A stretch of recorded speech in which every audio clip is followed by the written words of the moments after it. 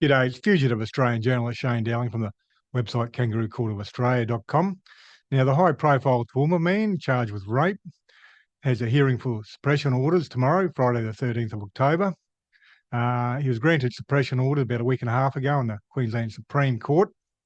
Interim suppression orders. There was an urgent hearing on a Friday.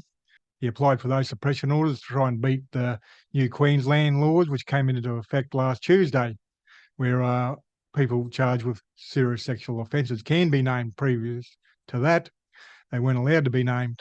So about a week and a half ago, he was granted interim suppression orders in the Queensland Supreme Court. Last week, the Toowoomba Magistrates Court followed that up with interim suppression orders until this week. And the matter's going to be heard tomorrow. There's going to be a barrister there representing the media as well. The man has been playing some dodgy legal games. I'll just read you out this reporting from last week, a couple of paragraphs.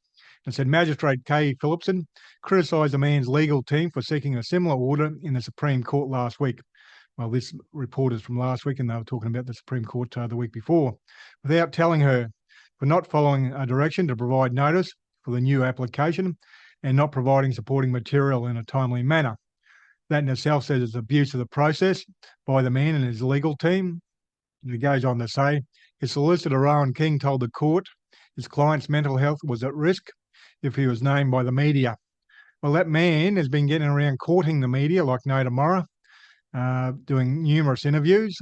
So he's happy to do interviews when it suits his purpose, but now it doesn't suit his purpose to be named in the media. Obviously, when he's doing the interviews, he's being named and everyone can see who he is. But now he's telling the court, oh, my mental health could be at risk. Well, it wasn't at risk when he was doing all the interviews, pushing his own agenda. Now, it was also reported the alleged victim has supported the man being named in the media, which is very similar to the Channel 7 personality who had her suppression order hearing a few days ago. The magistrate reserved his decision for a couple of weeks. Now, by and large, the new Queensland laws allowing for serious sex offenders to be named is working well. You've got that high-profile pedophile who's been charged with over 1,600 offences against children. He's been named. Other high-profile alleged rapists have been named as well. So by and large, the new laws are working well, but there's always going to be someone who's going to try it on, and people with deep pockets are trying it on. And whether the man is granted a suppression order or not will probably be appealed by the party who loses. And given that it's new laws, well, you've got to expect that, even though it is clearly an abuse of the process. Because if the man felt confident in the law that he was entitled to suppression orders, he would have applied a long time ago, which he flagged a long time ago, a month or more ago. Kangaroo Court of Australia's independent media. I publish a website and a YouTube channel, and I'm 100% crowdfunded from viewers like yourself.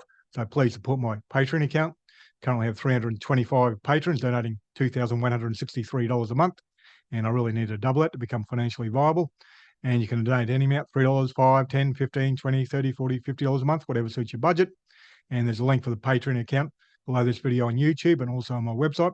So please support that. And please share this video on Facebook and Twitter, etc. Thank you for your time and have a good day.